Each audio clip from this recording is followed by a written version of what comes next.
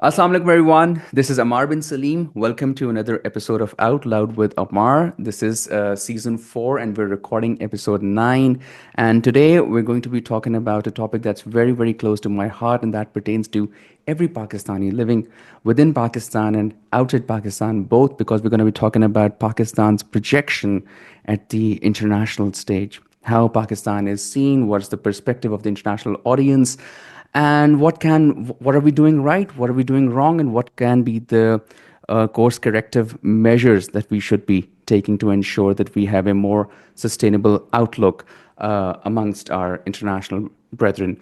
So, for this conversation, I'm very, very glad to have been joined by someone who enjoys a remarkable career in foreign services. She is currently serving as the ambassador of Pakistan to Ireland and has enjoyed a huge remarkable career with the foreign services spanning over 3 decades, and which also entailed numerous positions, including her presence in the US, in Houston, Texas, as the Consul General, and also as the official spokesperson for the Foreign Ministry of Pakistan, and numerous other engagements as well.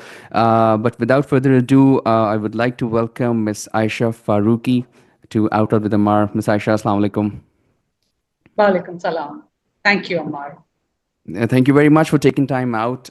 You're visiting Pakistan, and you've been very kind that you found out some time for Outloud with Amar.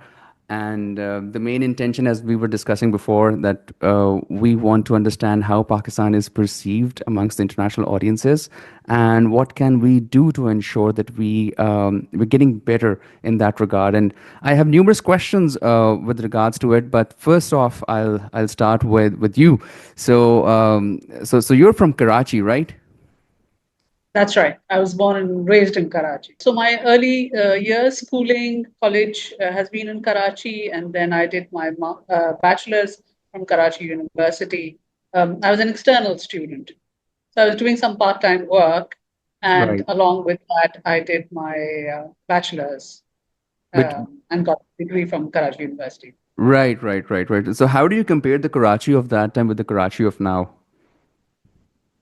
My God, two different places. Uh, because I left Karachi at a very young age, soon after my bachelor's, and effectively never really returned. It's been over 30 years. So the Karachi of my childhood probably just exists in my memory and not physically. Today, I had a meeting with the dean of IBA, Hmm. and I drove all the way to Karachi University to the main IBA campus. And I did not know the areas that I was passing through because they have changed so phenomenally, I could not recognize. And yet, it's not that I've never been to that part of Karachi. I have when I was much younger, of course. So yeah, my memory of Karachi and Karachi's reality today are two very different places. No, I'm sure the cities have changed. Even I mean, the same's true for Islamabad and for Lahore. But the first time I visited Karachi was back in 2007, and now, as I was telling you, I visit Karachi almost every month, and you see that so much has changed in the last couple of years. But that's coming from someone who is not from Karachi. Of course, with you. The situation actually changes because you were born there, you were raised there, and you view the city in a whole different light. So yeah, but I hope the things actually change for the better for Karachi, and everybody, the people from Punjab, they. Especially me, I have a huge affection for the people. Some of the best people live in Karachi. But that said, so then you moved to Islamabad for your further education, right? Yes, so I completed my master's from Qaid Azam University, and then soon after I took the civil service exam and joined the foreign service. So never really came back to Karachi after that. So once I joined the service, then life kind of flowed in a very different direction, and it went into all kinds of directions actually abroad. So yeah, so I'm not coming sure back if I should ask what sort of directions did it go into. in terms of geographies, you see, because of my postings, Mm-hmm. uh, part of the civil service, and there are certain rules that govern our service and our work. So, wherever the ministry decided to send me, I had to comply and go. And the ministry has been very kind to me. Of course, I went to some of the most remarkable places in the world and came away a very enriched person and a very experienced professional Mm. diplomat. So Mm. I owe a huge debt of gratitude to my department and, of course, the whole civil service. And what's the best station you have served at? I mean, what's that country that you miss the most? I think the country that I've missed the most when I'm abroad is my own home. I've always been excited to come back to Pakistan. Um, I am always there's always something or the other that I miss about Pakistan, and it doesn't matter which part of the world I'm in. I've lived in Turkey, in Egypt, in UK, in the US, um, in France, and currently, of course, Ireland. But I'm very clear about home. So those all those places have been remarkable. I get this question asked a lot as to which station that I liked the most, and I always believe that at every station I was a different person at a different phase of my own life. So that station suited that part or that phase of my life, and therefore it was Mm. the best for that point in time. When I was younger, it was great to be in Paris. When I had small children, it was great to be in Egypt and Cairo, which is a slower pace of life Mm. professionally as well. So I think every station gave me a lot for that point in my life. So things kind Yeah, of worked out in your favor per your situation and how it varied from, exactly. different phases of So life. I really enjoyed working in London. I learned a lot professionally. London is a very dynamic city. We have a huge diaspora community. There are just so many facets of the work that we do over there. And then in Turkey, I absolutely love that country and I love its people. The warmth and closeness that you feel Mm. amongst Turkish people, there is kinship Yeah. in that. Yeah. So, different aspects to different places. Now, I'm sure, I don't know how it works out amongst in different diplomatic circles, and especially when you're in those countries with certain, um, you know, when you have a job to perform with regards to foreign services and Pakistan's presence in those countries. But even when I visited Turkey, I mean, the kind of warmth that I've seen, I've never really experienced it anywhere else for Pakistani people. And you're so right about that. But yeah, so before we run into what's working out for Pakistan and what's not, let's first talk about something that you feel people at a global stage or foreigners don't generally get right about Pakistanis, and they eventually get into developing a very negative, a wrong image of Pakistan um, when it shouldn't be the case. Well, you see, we live in a hyper connected world.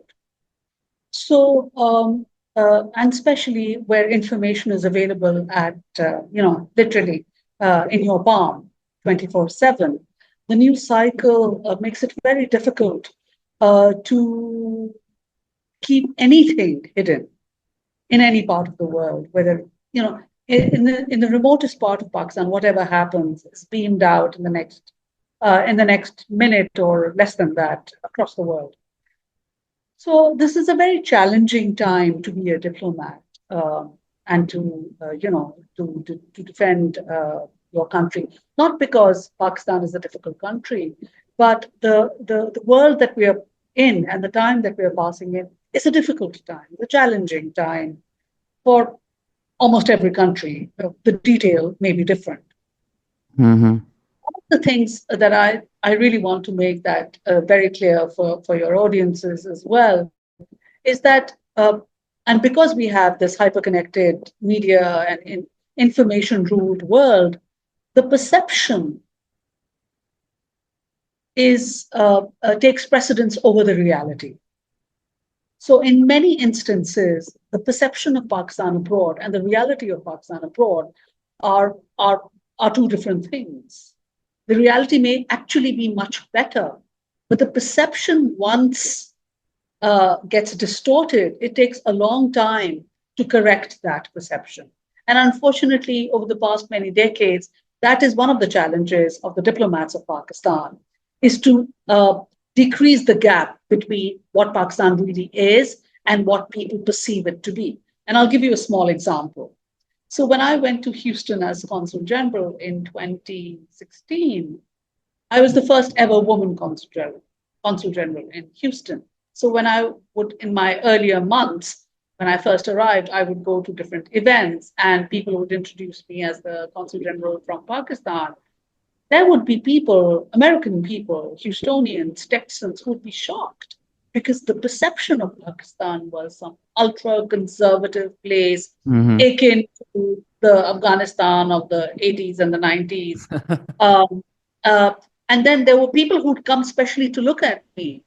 And my friends would joke that maybe you need to put an entry ticket so that people can come and take a look at you. Uh, just funny. But just to underscore the point that the perception of the country is very misleading. And that is, I believe, has been my challenge to correct that perception. So I think that is a pretty significant understanding that all of us need to develop, that there is a perception problem and then there is a reality problem. But in some situations where the perception could be a reflection of what the reality is, that's it. Okay. So how do you think, who do you think is responsible for a dent that we have been faced with for the longest time, and now the middle class and the upper middle class and even some other segments in the society are now facing the brunt of it,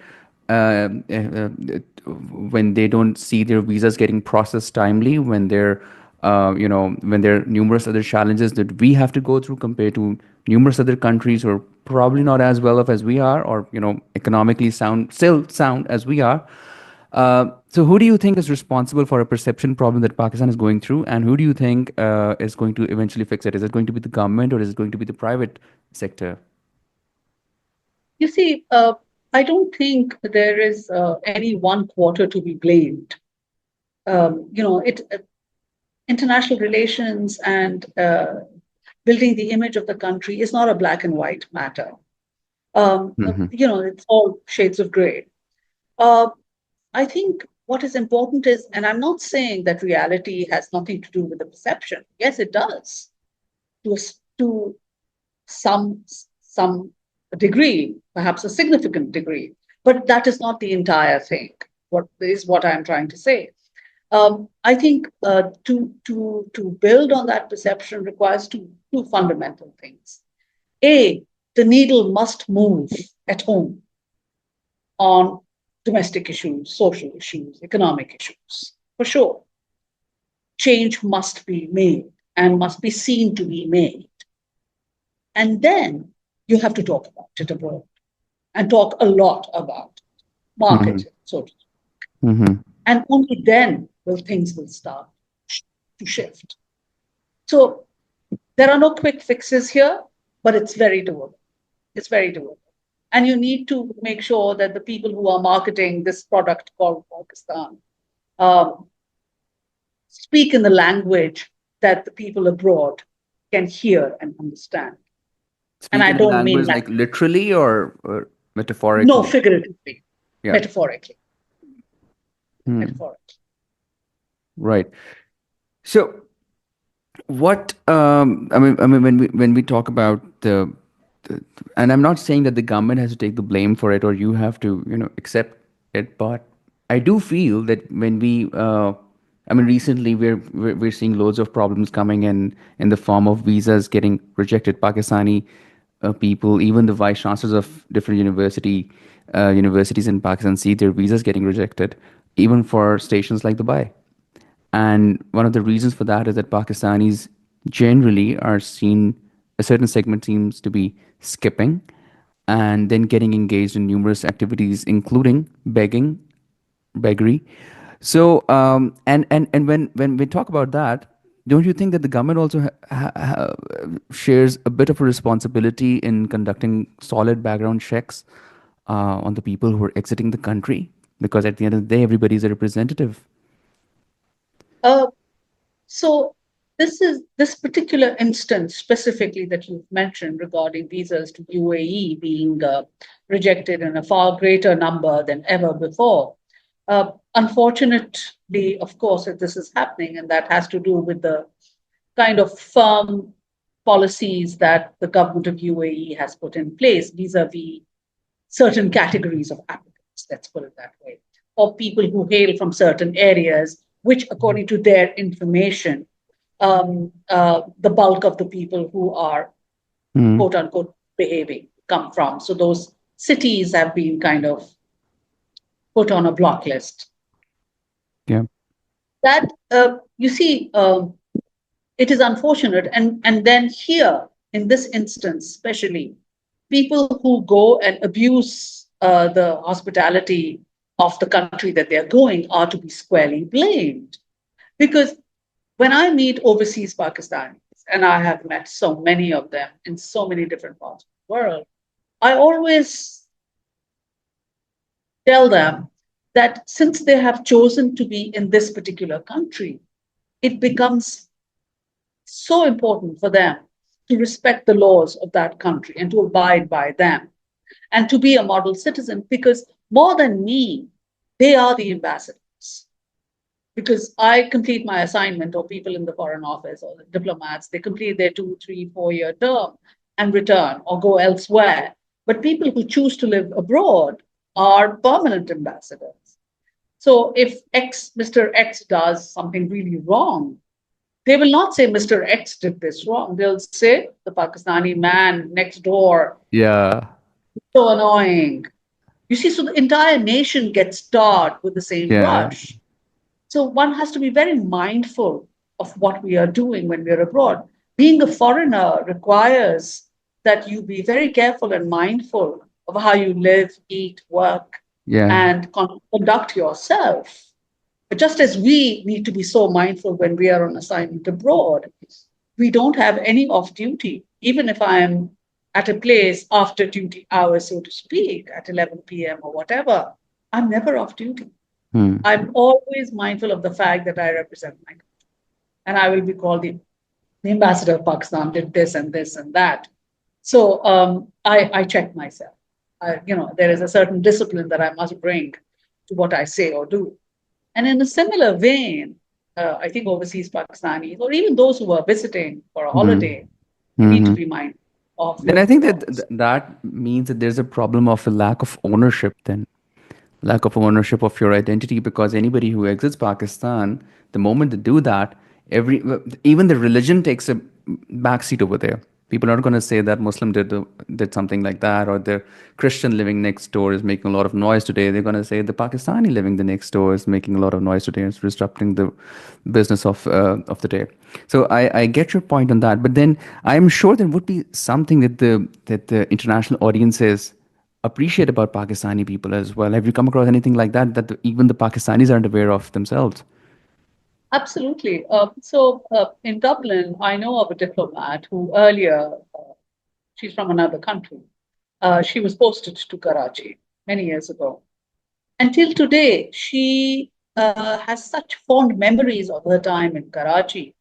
I think one of the things that really strikes the people, especially those from Western countries, is the warmth and friendliness of the Pakistani people, irrespective of whichever city you may be. Uh, Pakistanis are generally gregarious, extrovert, outgoing, and helpful, and especially towards foreigners. So they'd go the extra mile to help you out if you're lost or to Mm. explain something to you. So that warmth and friendliness permeates into our culture, into our cuisine. It permeates into how we give respect to foreigners and show them our Mm. country and our culture and our heritage. And I think that is something that really is striking for anyone who Yeah. has served in Pakistan, lived in Pakistan, or even just visited for a holiday. We tend to underrate it or underestimate it. But when you go abroad and you live amongst certain societies and all, and you understand how being a foreigner can be a rather lonely place, and then you think that if it, that in Pakistan foreigners are very welcome, diplomats are very welcome, Yeah. and that is one of the most I think it's an uplifting thought and feeling to know. Yeah, I'm sure. Yeah, exactly. Because I mean, that's what we see. But for that to happen, one either has to come to Pakistan or have to interact with a lot of Pakistanis to see what who the Pakistanis really are. And I think that that's true for almost everyone in Pakistan and outside Pakistan. We do take care a lot of care of the foreigners. I don't know the reason for that. Maybe it's just pure hospitality coming off. But sometimes it's uh, because this is something that was that used to be discussed in Pakistan until a couple of years ago, that there's a bit of a Gora complex as well. So I wouldn't I don't know what your thoughts are on that. I think we are naturally a curious people. We Hmm. are curious about other cultures and people. Also, of course, we have been exposed to uh, people from other cultures and countries. Of course, we have a colonial history that also has an overhang to a certain extent. But I think, speaking positively, we are curious people, and for us, it's interesting to have people come visit Pakistan and tell us what they like about it. Hmm. Um, I see no harm in that, really. Yeah, exactly. And I'm sure you would interact with loads of other diplomats as well, especially the ones from our neighbors. So how do you see the difference between the soft power that India has been able to nurture, develop in the last 3 to 4 decades, and how do you compare it with what Pakistan has done? And where do you think that Pakistan can improve, or if it should improve? Because there's a I mean, the main source of that soft power, in my own humble opinion, is Bollywood.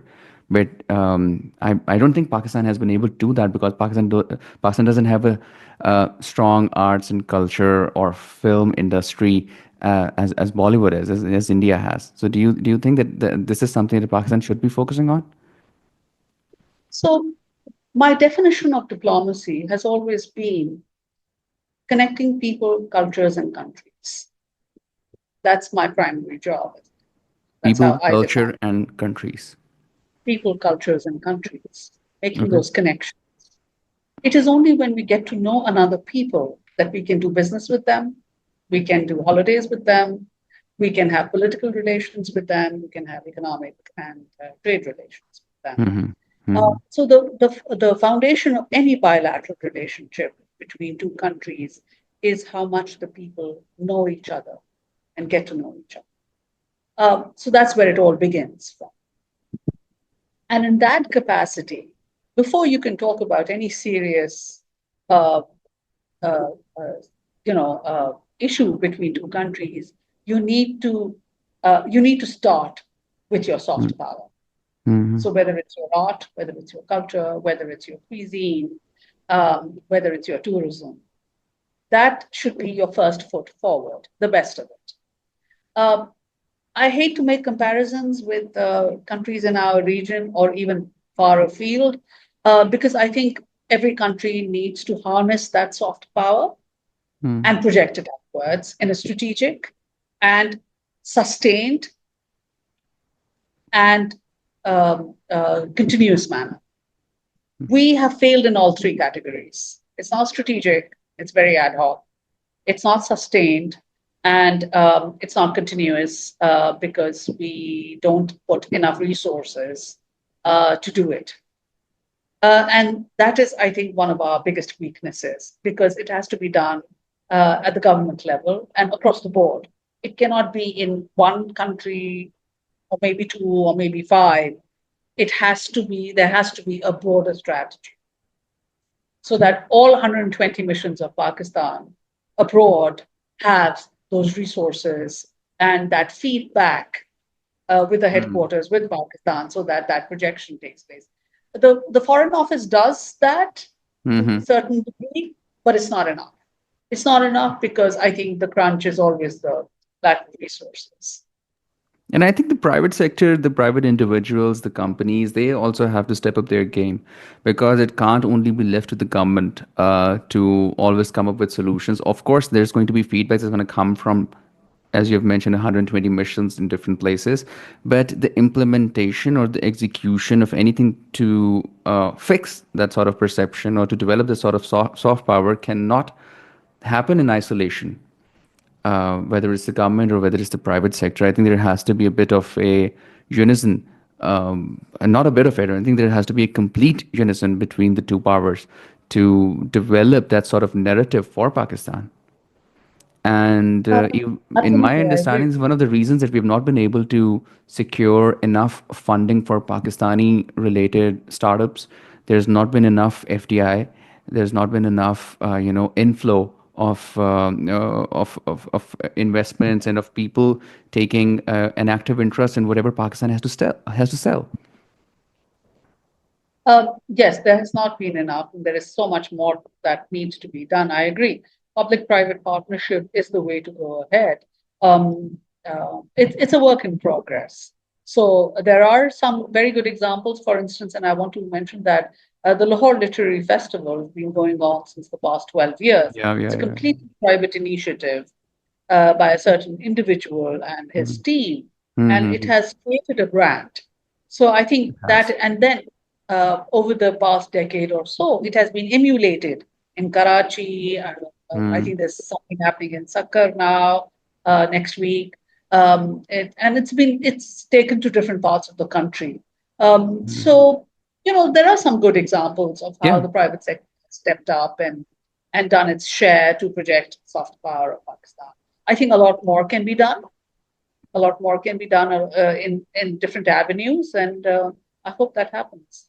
Inshallah, inshallah. Okay, so this brings me down to my last question, which is about how the foreign governments see Pakistan, because there's been a lot of change in terms of government and in terms of who is in the power, and governments frequently change, and sometimes I think it's a bit of a concern for I'm sure it would be for the foreign governments as to how those governments they change. Well, you see, political continuity and stability is a desire for everyone, both inside the country and outside, with our Hmm. friends in the world, with the international community. Of course, everybody wants to see a stable, prosperous Pakistan. But our interlocutors in the international community are also aware that political changes happen, sometimes as planned or sometimes as not planned. And that is part of politics, not just in Pakistan, but every nation goes But I through think that the that. situation with Pakistan is very different, because there's not been a single prime minister who has been able to complete their term. So Pakistani politics is complex. We understand that, and our interlocutors and friends also understand that. Okay. But let's not forget that in diplomacy and international politics, relations are built between states. Hmm. So Pakistan is here to stay, whether it Agreed. is government A or government B. So, for instance, Ireland's relations with Pakistan are between the state of Ireland and the state of Pakistan. Yeah. And it does not matter which government is at the helm of affairs. They will continue to talk to the government of the day through its diplomatic representative in Dublin and vice versa in Islamabad. So those are some of the constants of international politics. Okay. For instance, there's been a change of government in the United States Yep. recently, and it does not, if, in terms of Pakistan's relations with the US, we will continue to engage with the United States, or for that matter, any other country, despite the change of administration. Hmm. So, just as it is true for United States or any other country, it is also true for Pakistan. So, yes, we would like to see continuity and stability, and to have 5-year terms for each government that comes into power, elected through the people's mandate. Sometimes that mandate gets cut short, and through a political process, there is a Mm-hmm. change. Mm-hmm. So, we roll with that. Right. And I really got to ask you this question because I mean, I get to engage with a lot of people who maintain a very solid eye on the political scenario of Pakistan. And when the Trump government came, and Richard Grenell came as well, so there was a lot of communication that was taking place through his Twitter. And since he's also the lead for the special projects of the U.S. government, so his inclination towards former prime minister is pretty evident. And then the Pakistani started saying that, oh, all right, soon as the Trump government comes in, a certain individual is going to walk out the jail, and it's all green and lush for him thereon. So, what would you like to say to such people who maintain such thought process in Pakistan? Is it really that easy for the foreign governments to intervene in a country's indigenous matters, especially when they go through judicial processes? You see, um, in international politics, uh, countries have certain interests in other countries, or countries would like to influence certain countries where they have an interest ongoing. This is not now, this has been happening since the dawn of time, where powerful countries seek to dominate other countries and influence their governments and affairs so that they are more amenable. But for us, Pakistanis, I think the important point to note is that we should not be seeking outside intervention at any cost. Uh, to my mind, and personally speaking, that is absolutely unacceptable. Pakistan will prosper and grow through its own people, through its own domestic solutions, indigenous solutions, be it in politics, be it in economics, be it elsewhere. Pakistanis seeking some A foreign government or some B foreign government representative to bail us out is something that is unthinkable, in my personal humble opinion. I think we lack self confidence. We may make mistakes. We are not yet 80 years old. So, in the lifetime and life cycles of nation states, we are probably at a toddler stage. So we will make mistakes and we will learn from those mistakes and do course correction. And I think that should be completely by Pakistanis, for Pakistanis. Absolutely. Yeah. I'm not a supporter of this strain of thought Mm. where you can, seek help from somebody thousands of Yeah. miles away. Even for me, I mean, regardless of what one's political affinity or inclination is, I think you cannot ever be open to an outside force intervening or meddling in your affairs and bringing you solutions. It has to come from Pakistan. It has to happen through the Pakistani people, as you've mentioned, and it has to be with the intent that the Pakistanis should be the biggest benefactors of it. So yes, and this brings me down to my last question. So, any concluding remarks for Pakistanis here or and Pakistanis abroad? I think one of the things that I've really come to appreciate, having traveled to so many places, and most recently now in Ireland, is how the society is developed, how nations develop, grow, prosper, uh, and especially building a knowledge economy because we have we have emerged into a time where knowledge is a premium.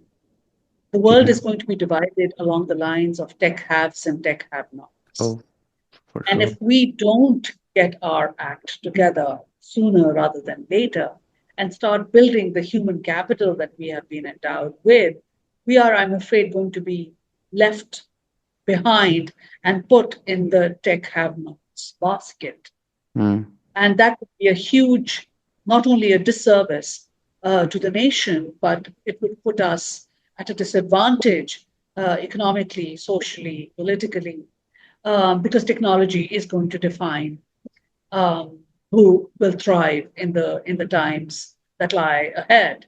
So Yeah. I think building a knowledge economy and a knowledge society where STEM education and technical vocational education is spread far and wide for everyone, so that the 250 million people and growing are equipped to Hmm. deal with a world that is going to be very different from what we have just come out from.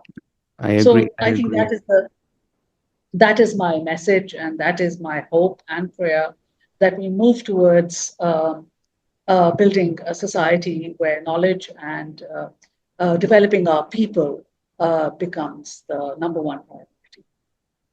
I agree. I have to agree because I was in a podcast with someone from India a couple of weeks ago, and then we were discussing again. We make loads of comparisons between this country and Pakistan and this country and that country. So it was between India and Pakistan. We were discussing what led to a technological revolution in India when Pakistan didn't do it at that time. So right strategic steps in the right direction weren't taken at the right time. So and then Pakistan missed out on the dot-com revolution as well, and India made the best out of it. And then we were seeing if it's possible for Pakistan to catch up now. And yes, and that's what we discussed as well. And he presented this idea to me that yes, it's possible for Pakistan to even, if not surpass, then at least match the pace of growth because AI is removing the borders that were previously set up.